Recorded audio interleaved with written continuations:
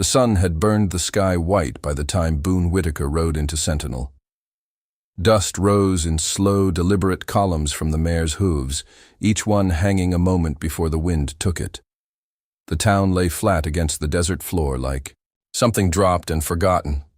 False fronts bleached bone gray, a single street rutted deep by wagons, and the faint stink of creosote and horse piss drifting from the livery. Boone kept his hands loose on the reins. He had not spoken aloud in 3 days. A crowd had gathered in the square in front of the Silver Dollar, maybe 40 souls, shifting from boot to boot under the heat. On a low platform of raw pine stood Sheriff Harlan Beck, belly straining the buttons of his vest, tin star catching the glare. Beside him stood a woman. She wore a faded blue dress, the hem frayed, and her dark hair was pinned tight against the wind. Her wrists were lashed together with a length of rawhide, but she held them in front of her like an offering she refused to beg over. Her eyes moved across the faces below her without hurry. Boone stopped his mare at the edge of the boardwalk and watched. Thomas Vargas owed the bank $240, Beck announced, voice thick as axle grease. Land's gone. Stock's gone. What's left is this woman, Elena. She can keep a house, mend tack, work cattle if you put a rope in her hand. We'll settle the debt by auction, labor contract, or marriage. Bank don't care which, long as the note's paid. A man in a black coat. Boone recognized him as Rufus Cole, owner of the biggest spread north of the river, spat a brown stream into the dirt. 75, Cole called. Another voice, thinner. 80. Beck smiled like a man selling spoiled meat. Elena did not look at any of them. Her gaze had found Boone for half a second, then moved on, as if she had already counted him, among the rest. Boone tied the mare to the rail and walked into the saloon. The air inside was cooler, sour with spilled beer and cigar smoke. He asked for a whiskey and stood at the far end of the bar where the light fell short. 2 men leaned close, voices low. Vargas caught Beck and Cole branding his calves, one said. Said he'd ride to the territorial marshal. Next morning they found him face down in the wash. Self-defense, Beck called it. Bullet in the back. The second man chuckled without pleasure. Elena's seen it. That's why they got her up there. Once some fool buys her, she'll keep quiet or she won't keep breathing. Boone drank. The whiskey tasted of iron and dust. He set the glass down, carefully, as though it might break. Outside, the bidding had climbed to 110. Cole was grinning now, thumbs hooked in his belt. Boone stepped back into the white light. The crowd parted a little. Men sensed the shift in him the way horses sense a storm. He stopped 10 feet from the platform. 200, he said. His voice carried flat across the square. No one spoke for a long moment. The wind moved a scrap of paper along the boardwalk. Beck's smile thinned. You got 200, stranger? Boone reached inside his vest and brought out a small leather poke. He weighed it once in his palm, then tossed it up onto the platform. It landed with a soft clink. Gold, most of what. He had left from 3 months of breaking horses up near Flagstaff. Enough to buy a decent saddle and maybe a winter's worth of beans. He had meant it for a small spread someday, somewhere the wind didn't taste of old blood. Beck picked up the poke, opened it, poured a few coins into his palm. He looked at Boone the way a man looks at a dog that has suddenly learned to speak. Sold, he said. Elena's eyes came back to Boone then. She studied him without gratitude or fear, only a deep, exhausted caution. Cole stepped forward, face darkening. This ain't how it's done, Sheriff. It's done, Beck answered.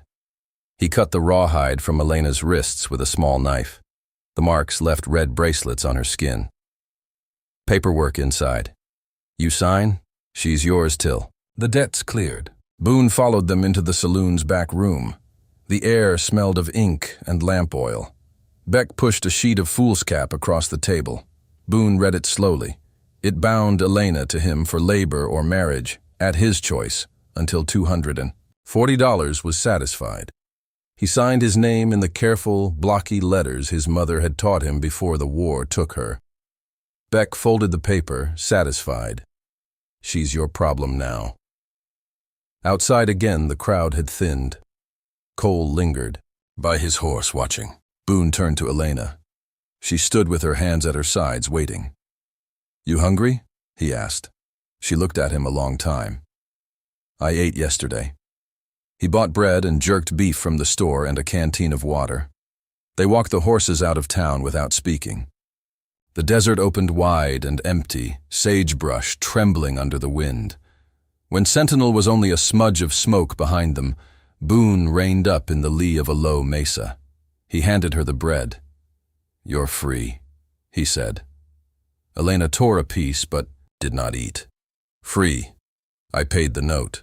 Paper says what it says. I say different. You take the mare. I'll walk back or find another." She studied the horizon where heat devils rose and fell. "They'll come for me. Cole wants the water rights. Beck wants me quiet. You made yourself a target for nothing." Boone squatted, elbows on knees, and looked at the ground between his boots. The silence stretched. A hawk turned slow circles overhead. "I had a brother once," he said finally. "We rode with some men out of Missouri after the war. Did things. One night outside Pueblo they stopped a stage. Woman and a little girl inside. My brother laughed while they did what they did. I put a bullet in him to make it stop. Then I put bullets in the others. Been riding ever since. Figured if I stayed quiet long enough the world might forget what I was. But it don't work that way." He picked up a small stone, turned it in his fingers, set it down again. "I seen you standing up there. Looked like her. The woman on the stage. Same way of holding your head. I couldn't ride past." Elena ate a little bread. The hawk cried once and slid away on the thermals. "You could have kept me," she said. "Most men would. I ain't most men." Night came down, hard. They made a small fire in a dry wash and sat on opposite sides of it. Coyotes sang somewhere to the east. Elena told him, in short sentences, how Thomas had built the ranch with nothing but rope and stubbornness. How Beck had wanted the land for the railroad spur. How she had watched from the barn door while they shot her husband and left him for the buzzards. She did not cry. Boone did not offer comfort. They simply sat with the truth between them, like a third person. At first light, Cole came with 3 men. Boone heard the horses before he saw them, hooves on hardpan, the metallic click of a rifle lever. He stood slowly, gun belt low on his hips. He had not drawn the Colt in 6 years. Cole reined up 20 yards out. "Give her over, Drifter." "She belongs to the town. She belongs to herself," Boone said. Cole's first man fired. The bullet kicked dirt at Boone's boots. Elena had already moved behind the mare, hand on the saddle scabbard where Boone kept the Winchester. Boone drew. The sound of the shot cracked across the wash like splitting wood. Cole's man folded over his horse's neck and slid off. The second man hesitated. Boone saw it in the slack of his jaw. The man lowered his rifle. "This ain't right, Rufus." Cole cursed and fired twice. One bullet burned across Boone's left arm, hot as a brand. Boone shot him through the chest. Cole toppled backward, hat spinning away into the brush. The third man wheeled his horse and ran. Silence returned, thicker than before. Boone sat down hard on a rock. Blood ran warm down his sleeve. Elena knelt beside him without asking. She tore a strip from her own dress and bound the wound tight. Her hands were steady. When she finished, she sat back on her heels and looked at him. "You're a fool," she said. "Probably." They buried the dead men shallow under a cairn of stones. No words were spoken over them. Boone's arm throbbed with every heartbeat.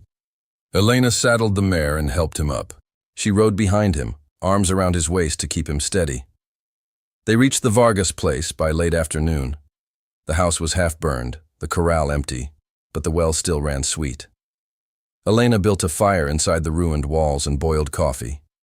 Boone lay on a blanket, watching the stars through the missing roof. Pain kept him awake. In the morning she brought him water and a piece of hardtack softened in it. "I'm staying," she said. "This land is mine. I'll hire hands. I'll send for the marshal myself." Boone nodded once. She looked toward the horizon where Sentinel lay hidden behind the heat. You could stay too. There's work, room. He thought about it. The idea sat warm in his chest for a moment, then cooled. He had carried too many ghosts too far to set them down here. They would only poison what she meant to build. I'll ride on when the arm lets me, he said. Elena did not argue. She simply handed him another cup of coffee and went back to clearing the charred timbers from the yard. The sound of her axe rang steady and slow across the empty land. 3 days later, Boone swung into the saddle. His arm was stiff but usable. Elena stood by the corral gate, hands in the pockets of a man's coat she had found in the barn. The wind lifted her hair. She did not smile, but her eyes had lost the flatness they carried in the square. You paid more than $200, she said. Boone touched the brim of his hat. Some debts you can't put numbers to. He turned the mare south. The desert stretched ahead, vast and indifferent. Behind him he heard the axe begin again, steady as a heartbeat. He did not look back until the house was only a smudge against the sky. Then he did, once. A small column of smoke rose from the chimney she had repaired. He nodded to it, as if to a friend, and kept riding.